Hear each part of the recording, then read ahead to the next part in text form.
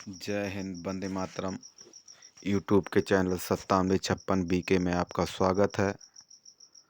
हमारे कक्षा 11 के विद्यार्थी यूपी बोर्ड के जो विज्ञान वर्ग के रूप में जिन्होंने रसायन विज्ञान जो अनिवार्य विषय होता है, इससे पहले मैं एक पार्ट पूरा करा चुके हैं, 5 से 6 वीडियो। यदि आपने नहीं देखा है तो इसकी प्लेलिस्ट बनी है, उसमें जाकर आप रसायन विज्ञान के सारे वीडियो देख सकते हैं। एक पार्ट मैंने कंप्लीट करा दिया है, ये दूसरा पार्ट है। दूसरा पार्ट है आपका परमाणु संरचना। तो जिन विद्यार्थियों ने क्लास नहीं ले पाई, किसी कारणवश टाइम नहीं मिला, तो दूसरा चैप्टर में पढ़ लेते हैं, देखते हैं क्या। तो परमाणु संरचना। परमाणु अनेक कणों से मिलकर बना है, जिनमें कुछ स्थायी व अस्थायी मूल कण होते हैं, जिनमें इलेक्ट्रॉन, प्रोटॉन और न्यूट्रॉन स्थायी मूल कण होते हैं। तो परमाणु अनेक कणों से मिलकर बना, उसमें दो तरीके के कुछ कण होते हैं, कुछ मूल कण होते हैं, जिसमें कुछ स्थायी मूल कण होते हैं, कुछ अस्थायी मूल कण। तो स्थायी मूल कण में आपका आता है इलेक्ट्रॉन, प्रोटॉन और न्यूट्रॉन, स्थायी मूल कण होते हैं। इनके अलावा पॉजिट्रॉन, पाई मेसॉन तथा न्यूट्रिनो अस्थायी कण होते हैं। कैथोड किरणों द्वारा इलेक्ट्रॉन की खोज जे टॉमसन ने की थी। तो आगे चलते हैं। नंबर 1, कैथोड किरणों के कैथोड से लंबवत दिशा में चलती हैं। कैथोड किरणें कैथोड से लंबवत दिशा में चलती हैं। किस दिशा में चलती हैं? लंबवत दिशा में। ये किरणें ऋण आवेशित कणों से मिलकर बनी होती हैं। तो कैथोड किरणें किससे मिलकर बनी होती हैं? ऋण आवेशित कणों से मिलकर बनी होती हैं। इन ऋण आवेशित कणों को इलेक्ट्रॉन कहते हैं। क्या कहते हैं? इलेक्ट्रॉन। अगला नंबर देख लें इसमें। इलेक्ट्रॉन का भार 9.1 गुणे 10⁻⁻28 ग्राम या 0.00055 AMU होता है। इलेक्ट्रॉन पर 1.6 गुणे 10⁻⁻19 कूलाम ऋण आवेश होता है। तो ये कैथोड के बारे में था, हो चुका आपका। आगे चलते एनोड, हेडिंग डाल देंगे एनोड। एनोड किरणों द्वारा प्रोटॉन की खोज रदरफोर्ड ने। देखिए कैथोड किरणों की खोज किसने की थी? कैथोड किरणें कैथोड से लंबवत दिशा में चलती हैं। ये कैथोड किरणों के बारे में अभी बताया। कैथोड किरणों द्वारा इलेक्ट्रॉन की खोज हुई। कौन सी किरणों द्वारा? कैथोड किरणों द्वारा। आप देखिए एनोड किरणों द्वारा प्रोटॉन की खोज हुई। उधर थी कैथोड किरणों द्वारा किसकी खोज हुई थी? इलेक्ट्रॉन की। इधर है आपका एनोड किरणों द्वारा प्रोटॉन की खोज रदरफोर्ड ने की। तो नंबर 1 आइए। एनोड किरणें एनोड से लंबवत दिशा में चलती। देखिए वो भी आपकी लंबवत दिशा में चलती थी, ये भी आपकी लंबवत दिशा में चलती। नंबर 2, ये किरणें धन आवेशित कणों से मिलकर बनी होती हैं। नंबर 3, इन धन आवेशित कणों को प्रोटॉन कहते हैं। क्या कहते हैं? प्रोटॉन कहते हैं। प्रोटॉन का भार 1.67 गुणे 10⁻⁻24 ग्राम या 1.0087 AMU होता है। आगे चलते हैं न्यूट्रॉन। न्यूट्रॉन की खोज देखिए क्या है। अंग्रेज वैज्ञानिक चार्विक ने सन 1932 में पेरिलियम पर एल्फा कण का प्रहार कराया जिसमें न्यूट्रॉन की उत्पत्ति हुई। न्यूट्रॉन का भार हाइड्रोजन के परमाणु भार के बराबर या 1.0089 AMU होता है। न्यूट्रॉन पर कोई आवेश नहीं होता है, अर्थात न्यूट्रॉन विद्युत उदासीन होता है। आगे चलते हैं। ये देखिए समीकरण दिखाया गया, बेरिलियम प्लस हीलियम बराबर कार्बन प्लस 0 न्यूट्रॉन होंगे। तो बेरिलियम मतलब 4 बेरिलियम यानी 9 नंबर पे। आगे देखिए 2He मतलब हीलियम, बेरिलियम प्लस जो एल्फा कण है इस पर बमबारी कराया गया तो आपका 6 कार्बन का परमाणु क्रमांक कितना है 6, इसका परमाणु भार कितना है 12। अब प्लस कितने न्यूट्रॉन मिलेंगे 0 न्यूट्रॉन। तो बेरिलियम जो 4 नंबर पे आता है परमाणु क्रमांक, इसका परमाणु भार कितना है 9। तो 4 Ve9 प्लस 2He4। तो ध्यान रखना ये। आगे चलते हैं। रदरफोर्ड का नाभिकीय मॉडल। तो ये चित्र बना लेंगे, हेडिंग डाल के वीडियो को रोक लेंगे। नंबर 1, रदरफोर्ड ने सोने के पात्र पर एल्फा कण का प्रहार कराया। कुछ कण पात्र को पार कर गए। इससे सिद्ध होता है कि परमाणु का अधिकांश भाग खाली है। नंबर 2 आते हैं। कुछ कण पात्र से टकराकर थोड़े से विच्छेदित हो जाते हैं। इससे सिद्ध होता है कि परमाणु में ठोस भाग है। नंबर 3, कुछ कण पात्र से टकराकर वापस लौट जाते हैं। इससे सिद्ध होता है कि परमाणु में ठोस भाग निश्चित होता है, जिसे नाभिक कहते हैं। तो देखिए ये रदरफोर्ड का जो चित्र बनाया गया नाभिकीय मॉडल, तो ऊपर वाली जो लाइन है ये पात्र को भेद कर बिल्कुल सीधी चलेगी। इससे ये सिद्ध होता है कि पात्र में निश्चित ही रिक्त स्थान है। आगे देखते, कुछ दूसरा बमबारी कराए गए कुछ कण ऐसे थे जो टकराकर अपने मार्ग से विचलित हो गए। इससे पता चलता है कि परमाणु में ठोस भाग है। अब कुछ कण ऐसे थे टकराकर वापस उसी दिशा में लौट गए। इससे बिल्कुल सिद्ध हो गया कि नाभिक में निश्चित ही ठोस भाग होते हैं, जिसे हम क्या कहते हैं नाभिक कहते हैं। अब हेडिंग डालेंगे, नील्स बोर का परमाणु मॉडल। तो नंबर 1, इलेक्ट्रॉन वृत्तीय कक्षाओं में घूमता है। इलेक्ट्रॉन किस में घूमता है? वृत्तीय कक्षाओं में घूमता है। नंबर 2, इलेक्ट्रॉन घूमते समय ऊर्जा का उत्सर्जन या अवशोषण नहीं करता है, लेकिन इलेक्ट्रॉन एक कक्षा से दूसरी कक्षा में कूदता है तो ऊर्जा का उत्सर्जन या अवशोषण करता है।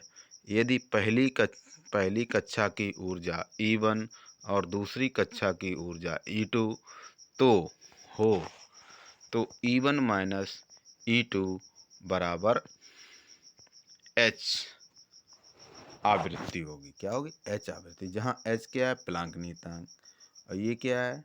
आवृत्ति। नंबर 3, इलेक्ट्रॉन केवल उन्हीं कक्षा में घूम सकता है जिसमें कोणीय संवेग h/2π का पूर्ण गुणक होता है। कोणीय संवेग nh/2π, n क्या है? एक पूर्ण संख्या, 1, 2, 3 ... आदि। आगे देख हेडिंग डालें, सोमरफील्ड संशोधन। तो सोमरफील्ड संशोधन क्या है? इलेक्ट्रॉन दीर्घवृत्तीय कक्षाओं में घूमता है। सोमरफील्ड ने बताया कि इलेक्ट्रॉन दीर्घवृत्तीय कक्षाओं में घूमता है। आगे देखिए नंबर 2, इलेक्ट्रॉन में अंतर्भेदन क्षमता पाई जाती है, सोमर ने कहा है। नंबर 3 क्या है? प्रत्येक कक्षा उपकक्षा में बटी होती है। पहली कक्षा में एक उपकक्षा, दूसरी कक्षा में 2 उपकक्षाएं। देखिए पहली उपकक्षा जो होगी उसको एस बोलते हैं, दूसरी उपकक्षा में एसपी क्या होगी? एसपी। तीसरी उपकक्षा में एसपीडी तथा चौथी उपकक्षा में एसपीडी एफ उपकक्षाएं पाई जाती हैं। तो देखिए कक्षा कक्षा को कक्षा में क्या होता? उपकक्षा। कोश कोश को उपकोश कहते हैं। ऊर्जा स्तर को उप ऊर्जा स्तर कहते हैं। तो ये स्क्रीनशॉट ले लें या पेन कॉपी लेके साथ ही लिखते चलें तो ज़्यादा सही रहेगा, टाइम की बचत भी होगी। आगे देखिए, बोरबरी की इलेक्ट्रॉन वितरण योजना क्या थी? तो देखिए किसी भी कक्षा में अधिकतम इलेक्ट्रॉनों की संख्या 2n² हो सकती है। ये देखिए बताए थे। पहली कक्षा में इलेक्ट्रॉन 2n² बराबर 2 गुणे, यानी पहली कक्षा में n की जगह पर 1 रख लेंगे, 1 का वर्ग 1 ही होगा, 2 एकम 2, n बराबर इधर देखिए दिखाया गया n बराबर 1, n बराबर 2 के लिए चलेंगे तो दूसरी कक्षा में कितने इलेक्ट्रॉन होते हैं? 8। तीसरी कक्षा में इलेक्ट्रॉन कितने होते हैं? 18, n बराबर 3। चौथी कक्षा में इलेक्ट्रॉन कितने होते हैं? 32 होते हैं। तो ये पहला नियम था बोरबरी की इलेक्ट्रॉन वितरण योजना। दूसरा क्या है इसका? नंबर 2, किसी भी परमाणु के बाहरी कक्षा में 8 इलेक्ट्रॉन और उसके भीतरी कक्षा में 18 इलेक्ट्रॉन रह सकते हैं। देखिए बाहरी कक्षा में कितने इलेक्ट्रॉन? 8 और उसके भीतरी कक्षा में 18 इलेक्ट्रॉन रह सकते हैं। तीसरा क्या है? तीसरा नंबर देखेंगे, जब बाहरी कक्षा में 8 इलेक्ट्रॉन हो जाते हैं तो नई कक्षा बननी प्रारंभ हो जाती है। बाहरी कक्षा जैसे अष्टक नियम पूरा कर लेगा, 8 हो जाएंगे इलेक्ट्रॉन तो अगली कक्षा बनने लगती है। 8 इलेक्ट्रॉन हो जाते हैं तो नई कक्षा बनना प्रारंभ हो जाती है और उसमें 2 इलेक्ट्रॉन पहुंच जाते हैं तथा 2 इलेक्ट्रॉन पहुंचने के बाद उसके भीतरी वाली कक्षा में 8 से बढ़ाकर 9 हो जाते हैं।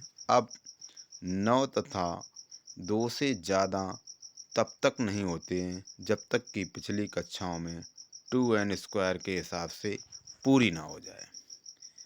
देखिए बताएगा, जैसे 2,8 10 नंबर पर 10 का इलेक्ट्रॉनिक विन्यास किया, 2,8 11 करेंगे, 2,8,1 यानी सोडियम आता। 12 नंबर पर क्या आता? मैग्नीशियम। तो ये देखिए आपके इलेक्ट्रॉनिक विन्यास इस हिसाब से आप कर सकते हैं। तो ये अष्टक नियम के अनुसार आपका इलेक्ट्रॉनिक विन्यास है, ध्यान रखना। 20 नंबर तक तो ऐसे चलता है। अब देखिए कि 19 के बाद 20 पे देखते हैं, 2,8,8, 2,8,8,2। अब देखिए इसमें अंतिम कक्षा में 20 नंबर पे आते हैं कि अंतिम कक्षा में 2 इलेक्ट्रॉन हो गए। अब 2 के बाद अब इधर वाली कक्षा भरेंगे, तब तक भरेंगे जब तक कि 2n² से इसका कक्षा में पूरा इलेक्ट्रॉन हो ना जाए। तो देखिए अब इसमें जो 18 इलेक्ट्रॉन करने हैं, तो देखिए इन्होंने किया है, दिखाया भी है। तो ये आप इलेक्ट्रॉनिक विन्यास के क्रम की स्क्रीनशॉट ले लें, ऐसे आप करते रहें, वीडियो रोक कर आप स्क्रीनशॉट ले लें। अब देखिए आता है ऑफ वाउ का नियम या हाफ वाउ का नियम। तो ध्यान रखना, इसको देखिए बना लें आप, इसकी स्क्रीनशॉट ले लें, ये चित्र बना लें और ये क्लास में भी बनवाया ऑफलाइन। ऊर्जा का बढ़ता हुआ क्रम 1s 1s 2s 2p 3s 3p 4s 3d 4p 4s 4d 5p 6s 5 4f 5d 6p 7s 5f 6d 7p 8s। देखिए 5 उपकक्षा में 2 इलेक्ट्रॉन, कितने 2 इलेक्ट्रॉन, ये 5 नहीं सॉरी, एस उपकक्षा में 2 इलेक्ट्रॉन होंगे, कितने होंगे एस उपकक्षा में 2 इलेक्ट्रॉन, पी उपकक्षा में 6 इलेक्ट्रॉन, डी उपकक्षा में 10 इलेक्ट्रॉन, एफ उपकक्षा में 14 इलेक्ट्रॉन रह सकते हैं। आगे देखिए, आइए प्रश्न के रूप में कहा गया है कि परमाणु क्रमांक 21 का इलेक्ट्रॉनिक विन्यास एसपीडी के लिए कीजिए। तो 21 का जब किया गया तो पहली कक्षा में कितने 2, 1s2 2s2 2p6 3s2 3p6 4s2 3d1। तो ये अफबाउ के नियम के अनुसार ऊर्जा का बढ़ता हुआ क्रम के अनुसार तो ये कक्षाएं देख लें। परमाणु क्रमांक 35 का इलेक्ट्रॉनिक विन्यास लिखिए। तो ये भी आप स्क्रीनशॉट ले लें, इसको लिख लें। 35 वाले में 1s2 2s2 2p6 3s2 3p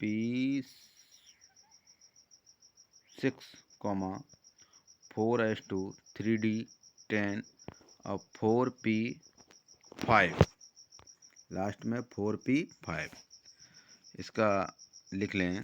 प्रश्न नंबर 2। प्रश्न नंबर 3 का परमाणु क्रमांक 24 तथा 29 का इलेक्ट्रॉनिक विन्यास लिखिए। 24 वाले का देख लो इलेक्ट्रॉनिक विन्यास ये और 29 वाले का ऊपर दिया गया। तो 29 नंबर पे आता है आपका कॉपर, कौन आता है कॉपर, और 24 नंबर पर क्रोमियम, इनको नोट कर लें। अब देखिए कुछ महत्वपूर्ण इलेक्ट्रॉनिक विन्यास 41 42 45 47 में आखिरी में 5 में से एक रहता है, कितना रहता है 5 में से एक रहता है। नंबर 2 46 में आखिरी में 5 में 0 रहता है। नहीं देखिए ये कुछ डाउट हो रहा है यहाँ पर, दोबारा देखिए कुछ वहाँ पर गलत बोल गए हम, देखते हैं दोबारा। कुछ महत्वपूर्ण इलेक्ट्रॉनिक विन्यास, तो पहला क्या है 41 42 45 47 में आखिरी में एस में एक रहता है, यानी एस उपकक्षा में कितना रहता है एक रहता है। 46 में आखिरी में एस उपकक्षा में कितना रहेगा 0 रहेगा। 57 में आखिरी एस उपकक्षा में 0 रहता है। 89 में आखिरी 3f में 0 रहता है। तो ये देख लें, कोई ज़्यादा ज़रूरी भी नहीं है, इसको नोट करके अवश्य बना लें। आगे देखते हैं नाभिक का स्थायित्व गुण क्या होता है। नाभिक में धन आवेशित प्रोटॉन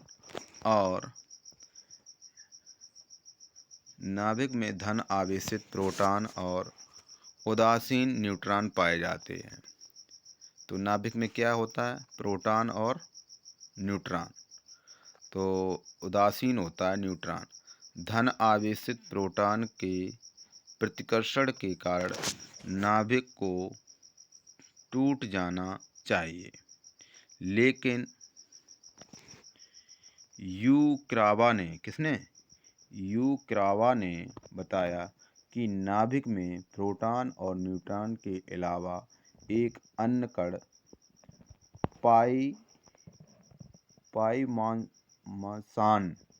पाया जाता है। क्या पाया था? पाई मंसान पाया जाता है, जो कि प्रोटॉन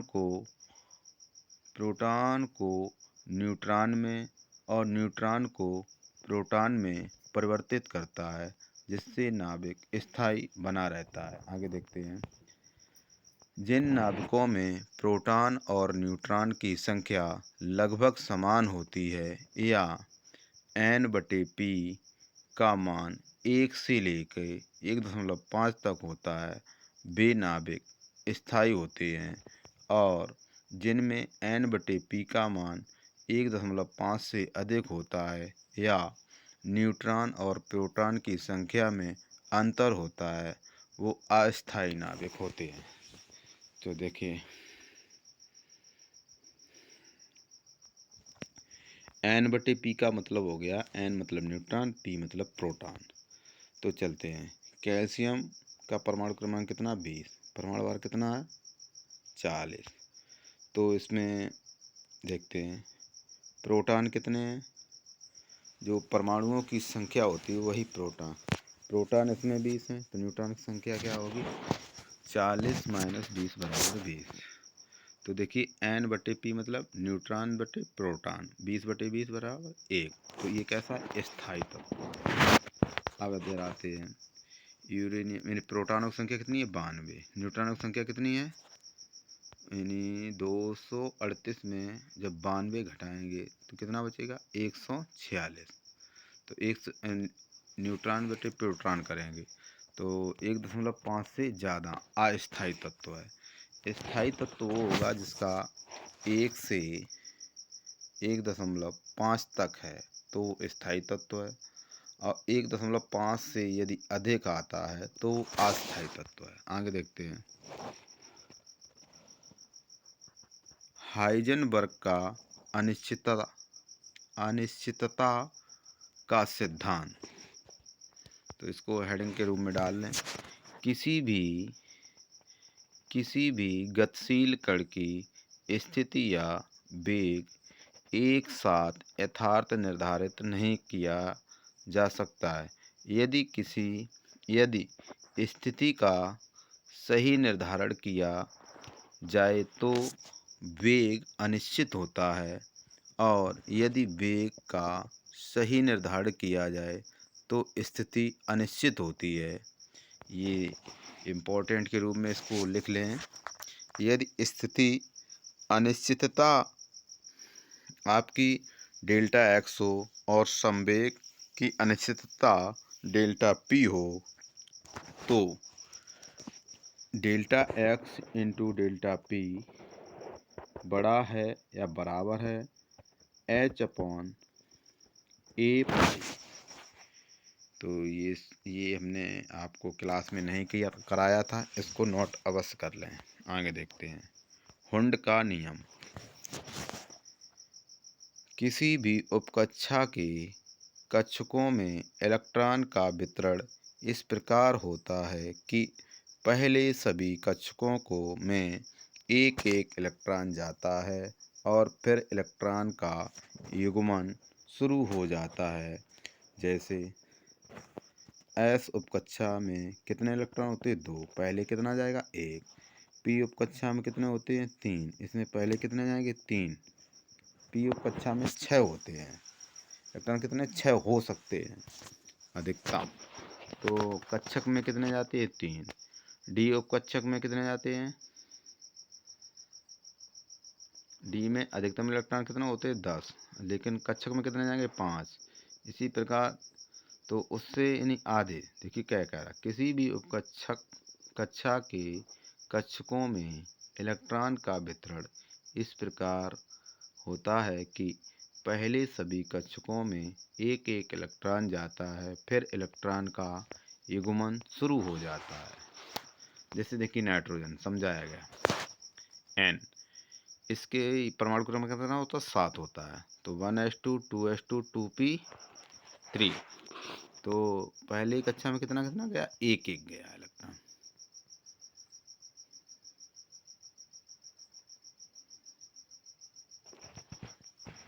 आगे देखते भाई। क्लोरीन कितने पे आता है? 17 नंबर पर। तो देखिए पहले तो अंतिम कक्षा में देखिए 2P3 लास्ट में कितने 3, तो सब में एक एक डाल दिया। कक्षा कितनी बनी 1 2 3 3 कक्षा बनाने पड़ेंगी। अब देखिए 3 ही कक्षा चालू हुई यहाँ पर। हाँ देखिए क्लोरीन Cl, इसमें भी 3 कक्षाएँ चालू हो रही। लास्ट कक्षा में कितने हैं 5।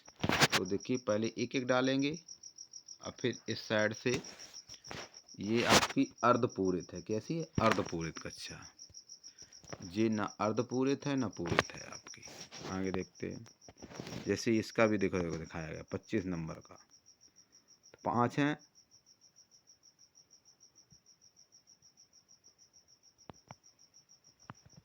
थ्री डी 1 2 3 4 सही। तो इन कक्षाओं को समझिए, वीडियो ज़्यादा लंबी होगी। तो लास्ट हमने कहाँ तक कराया है, हुंड का नियम करा दिया। इसके बाद में कल वीडियो लेकर आऊँगा। वीडियो को शेयर अवश्य करें, लाइक करें, कमेंट करके बताएं आपने वीडियो देख ली है या नहीं। इससे मुझे पता चलेगा कितने बच्चे वीडियो को देखते हैं। कमेंट बॉक्स में अवश्य बताएं, और चैनल को सब्सक्राइब भी करें। तो आज के लिए इतना ही। जय हिंद, जय भारत, जय संविधान।